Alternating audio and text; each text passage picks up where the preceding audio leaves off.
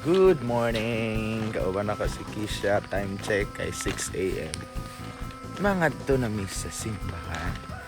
Si Julian, wa ni dayon. Naunsa man to. Pero perting perting tugnaw sa Pilipinas. Para nag-Iceland. Nalimtan og off ang nalimtan og off ang aircon sa Pilipinas. Ayan guys.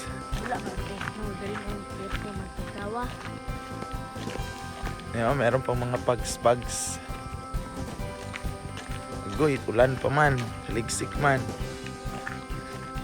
Alantaan ay kay ulan naman. Yan, napadyo ko yung meeting karon sa Paris. Pero sagdi lang. Isa na ibala na.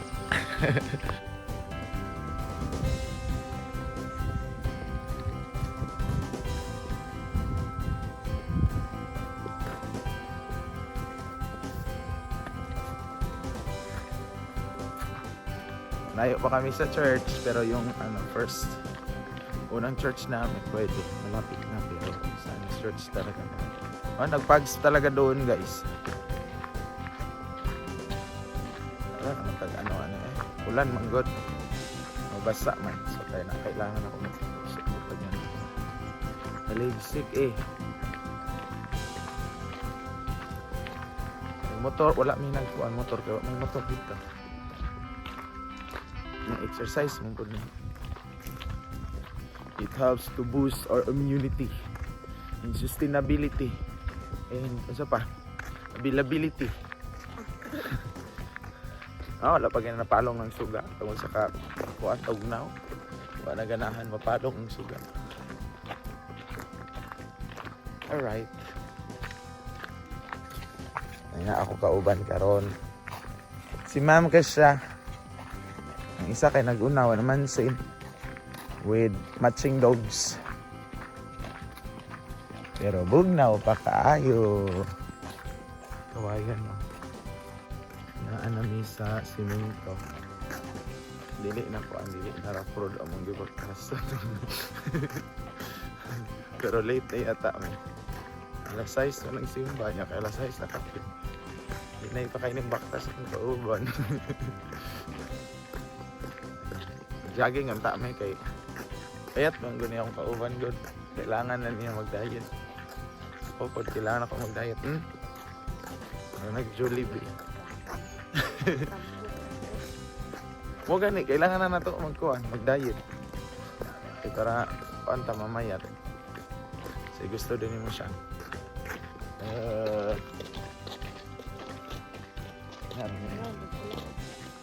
Nanananim bangay Dulong na sila. Mga ng ibon. Parang sila kami sa tubig. Kisya, manggod. Pandong, hindi siyang kay ulan. O ba na mong iro, tara. Dog na dog. Dogs. Nanami sa sentro. Tap.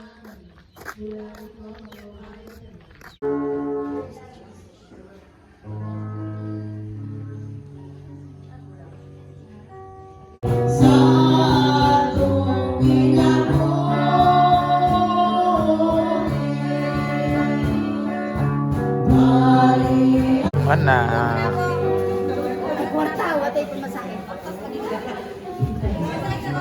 Yan guys, manang simba. Palit mi og photo kay Ate Marit. Nag 10 pesos. Sayo kay photo balanghoy. Wala naman gud may balanghoy. Mahilig mi magluto-luto pero wala naman may balanghoy. Malit na lang taan